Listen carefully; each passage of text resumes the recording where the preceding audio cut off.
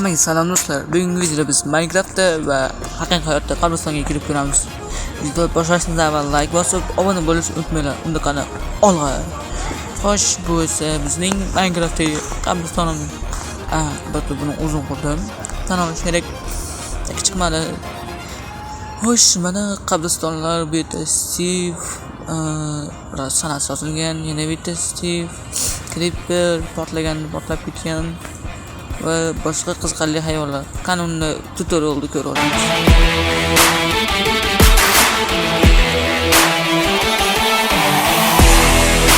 Bugungi videoda men Minecraft qabristonga kirib bo'ldim. Endi esa navbat haqiqiy qabristonga kirishdi. Xo'sh, qani boshlab olamiz. To'g'risini aytsam, bu yerda atmosfera juda qo'rqinchli. Nayray falan turibdi, mayta devor. Bu yoq esa hamma yo'q. Nima desam bo'ladi? Qabriston bosgan. To'g'risini aytsam, ko'p yurgani ham ancha cho'chiyapman. Men kamerada olyapman. Sababi bu yer juda qorong'u. Ko'rsanglar mumkin. Qorong'uligidan hech vaqo ko'rinmayapti. O'sh kamera ham yaxshi ololmayapti. Mana juda qorong'u, kechqurun tunda kelganim uchun ham qorong'ulik qilyapti.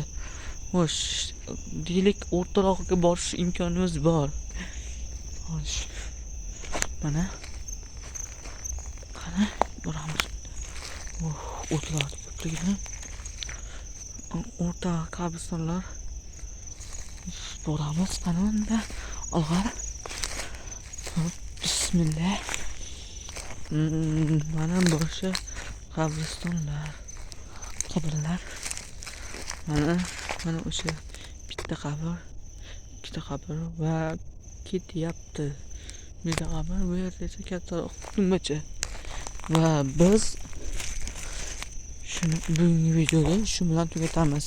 Agar sizlarga shu video yoqqan bo'lsa, bitta like, obuna bosib qo'yinglar. Tunda qabristonga kirishda o'zi bo'lmayapti do'stlar. Shuning uchun like, obuna bosib qo'yishni unutmanglar. Unda sizlar crafting kanali bo'ldinglar. Keyingi videolarga ko'rishguncha deb qolaman.